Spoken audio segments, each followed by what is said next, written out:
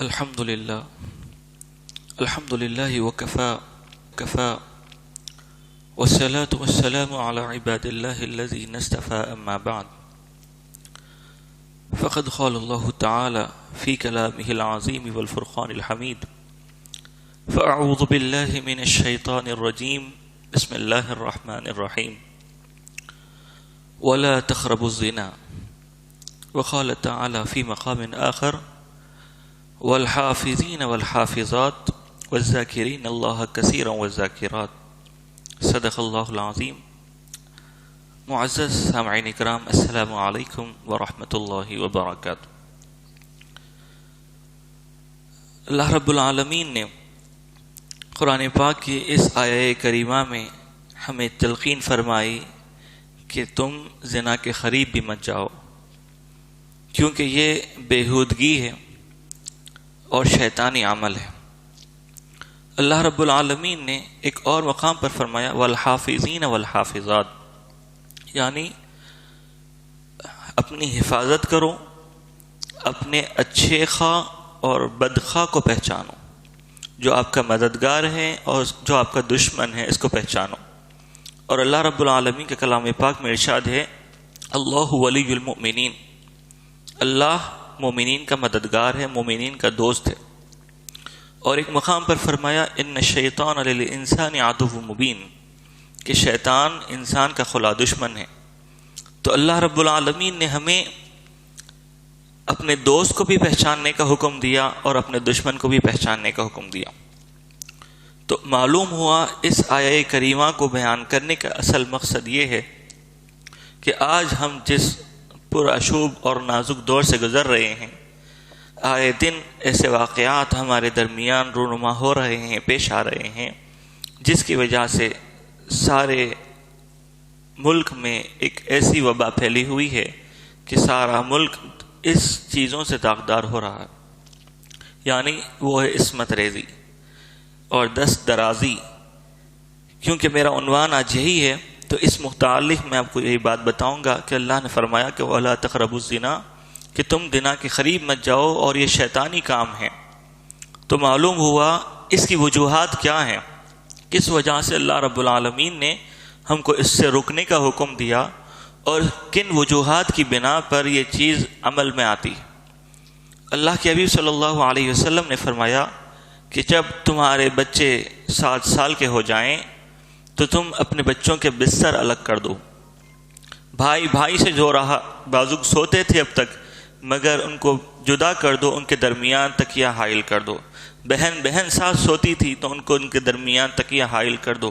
اور بچے جب 10 سال کے ہو جائیں تو ان کو نماز کی تنبیہ کرو.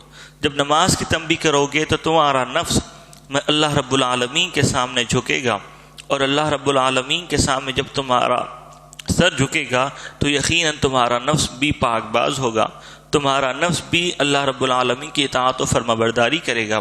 اور یہی وہ مقام ہے کہ یہاں سے جب بچے ایک عمر سے دوسری عمر میں، یعنی زندگی کے ایک نئے ماحول میں وہ قدم رکھ رہے ہیں، اور وہاں پر ان کے جسم میں تبدیلیاں آتی ہیں، اور جسم میں تبدیلی آنے سے پہلے ان کی تبدیلی ذہنوں کی تبدیلی ہے. جب انسان کے ذہن میں جو سوالات اٹھتے ہیں، اس وقت اس بچے کو اس کے باپ کی بڑی ضرورت ہوتی ہے.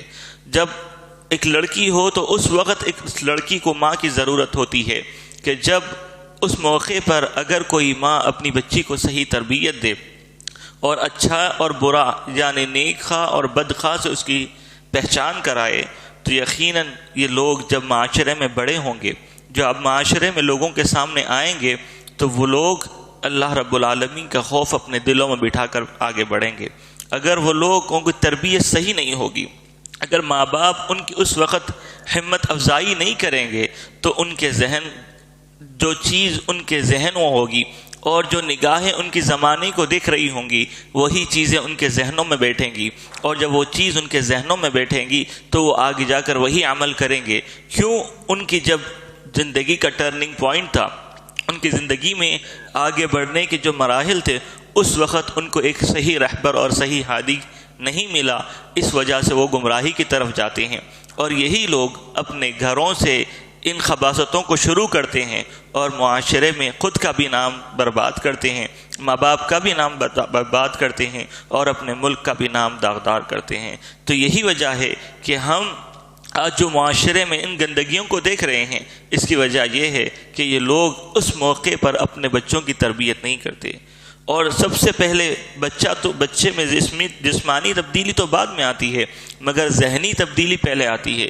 اسی لیے سرکار ختم مرتبہ صلی اللہ علیہ وسلم نے فرمایا کہ جب تمہارے بچے 7 سال کے ہو جائیں تو ان کے بستر الگ کر دو، اور جب 10 سال کے ہو جائیں تو ان کو نماز کی طرف دعوت دو۔ کیوں؟ اور ان کو تنبیہ کرو نماز کے لیے۔ کیوں؟ اس لیے کہ جب وہ اللہ رب العالمین کے سامنے جھکیں گے تو یقیناً ان کا نفس بھی سدھرے گا، اور وہ شیطان کے فریب سے بھی محفوظ رہیں گے اور اپنے حقیقی دوست کو بھی پہچانیں گے۔ یہی وجہ ہے کہ ہم اپنے معاشرے میں ان ساری برائیوں کو دیکھ رہے ہیں، کیونکہ دینی ماحول، دینی تربیت ہمارے گھروں سے جا چکی ہے۔ اللہ ماشاء اللہ جس مقام پر موجود ہیں وہ والدین بڑے خوش نصیب ہیں جو اپنے بچوں کی صحیح تربیت کرتے ہیں۔ تو ہم کو چاہیے کہ ہم دینی ماحول کو سیکھیں۔ صحیح اگر کوئی معلوم نہیں ہے کوئی بات تو اپنے بڑوں سے پوچھیں، کیونکہ ایک زمانہ تھا کہ لوگ اپنے بڑوں سے اچھا اور برا، تمیز اور تہذیب سیکھا کرتے تھے، مگر آج معاملہ بالکل اس کے برعکس نظر آتا ہے۔ اس کی وجہ یہ ہے کہ ہم نے بچوں پر توجہ دینی چھوڑ دی ہے۔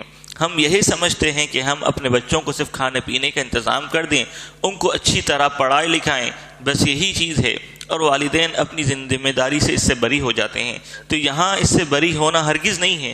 اس کی وجہ یہ ہے کہ اللہ رب العالمین نے اپنی اولاد کی تربیت والدین کے ذمے رکھی ہے، تو والدین کو چاہیے کہ اللہ نے جو ذمہ داری دی ہے اس کو اچھی طرح نبھائیں اور اپنی اولاد کو معاشرے میں ایک اچھا انسان بنائیں، تاکہ وہ گناہوں خطاؤں سے محفوظ رہیں اور اللہ رب العالمین کے حضور جس طرح پاکیزہ دنیا میں پیدا ہوئے تھے اسی طرح اللہ رب العالمین کے حضور پیش ہو جائیں۔ اللہ رب العالمین کی بارگاہ میں دعا ہے کہ مولا جو کچھ ہم نے کہا اس پر عمل کرنے کی توفیق عطا فرما۔